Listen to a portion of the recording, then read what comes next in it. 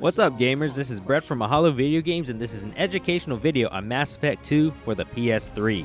Now, this is the first time BioWare's space RPG has graced Sony's console, and you may feel like you're missing out on a lot of the story from Mass Effect 1.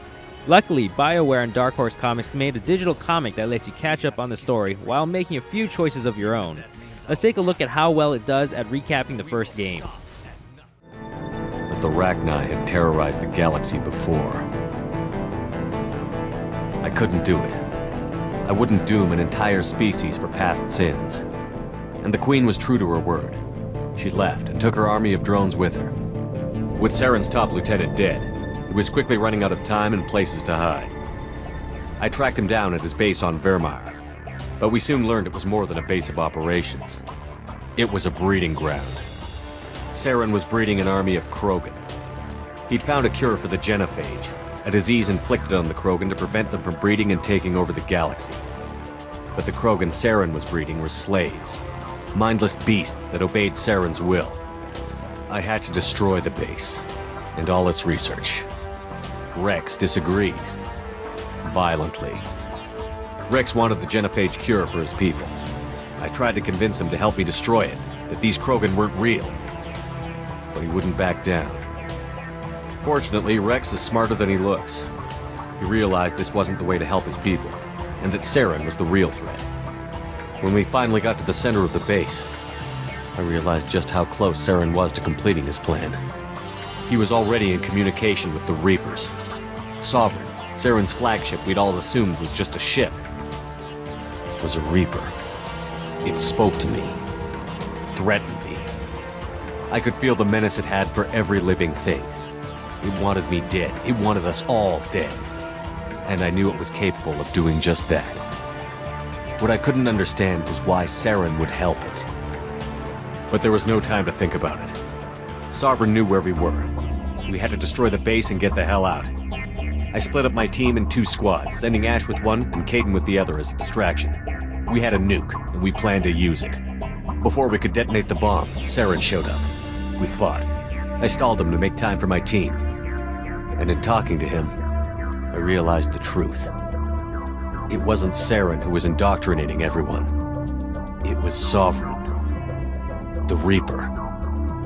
And Saren was in deeper than all of them. He tried to convince me he was still in control, said he found a way to reduce the Reaper's influence, but he was kidding himself.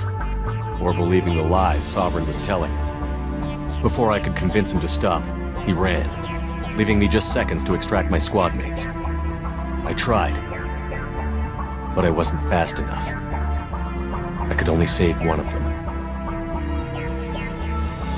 Kaidan was a good man, and a great soldier. But I had to choose, and I chose Ash. That was the last time Saren would slip away from me. I knew then, the next time we met, one of us would die. With my team mostly intact, we chased Saren and his army to Ilos, a long-lost planet that had once belonged to the Protheans. As we prepared for what we knew would be a desperate fight, I spoke to my crew. We were just one ship, against Saren's growing army. I assured them all that despite the odds, we could defeat him. Liara saw through my words. She knew I was hurting after Kaidan's death. She could sense my doubts. We both knew this mission could be our last. Until that moment, we'd put our feelings aside for the sake of that mission. But why wait? We gave in to each other, and it was perfect. While it lasted. We arrived on Ilos, close behind Saren. Once on the planet, we discovered a Prothean databank that helped me put the final pieces of my vision together. The Reapers had come 50,000 years ago, and every 50,000 years before that, each time purging the galaxy of life. The Protheans had fought and died, like every species before them. But a few survived long enough to leave a parting gift. The Protheans had discovered that the Citadel was the key to controlling the mass relays. By sabotaging the Citadel, they found a way to close the relays to dark space, slowing the Reapers' return, giving us the time we needed to find a solution to stop the Reapers once and for all. Saren knew this. He was leading his army to take control of the Citadel and re-establish the relays to dark space, bringing the waiting Reapers here to destroy us all. We followed him to the Citadel. It was intact, but heavily damaged. He had caught the Council fleets by surprise, and they were only now regrouping.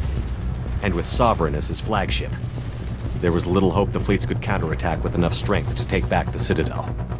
But Saren was done running, and I was done chasing him.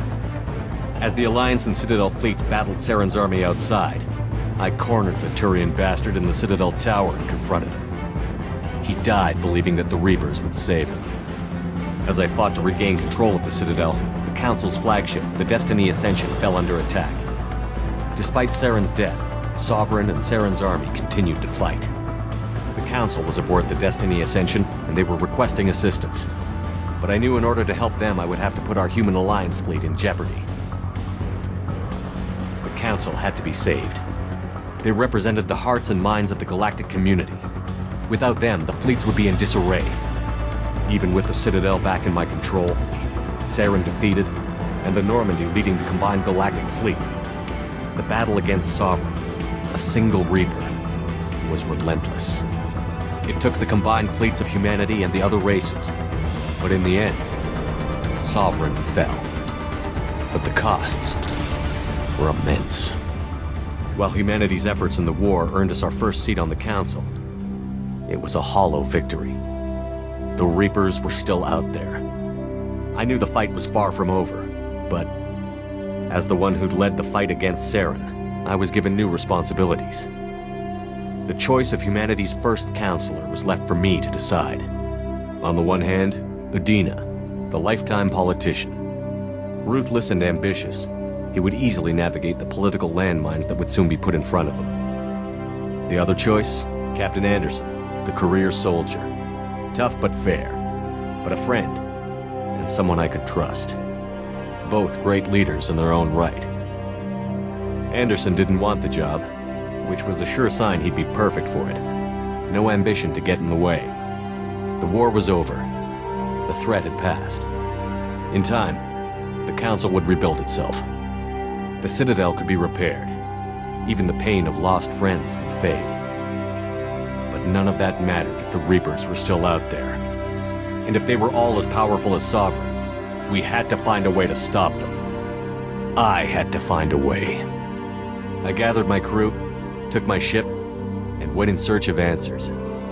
Officially, the Council would only say I was assigned to cleanup duty, rooting out any remnants of Saren's army. Just another routine mission. So overall, the comic does a good job of recapping the major events of Mass Effect without getting too far into detail. It overlooks a lot of the side missions, most notably the Biotic Camp and Conrad Werner, but it does enough to bring the new players up to speed. Remember that this is only one path of the comic, so get out there, get your own copy, and start your own story for Shepard. This is Brett from Mahalo Video Games. Thanks for watching, and please don't forget to rate, subscribe, and comment on this video.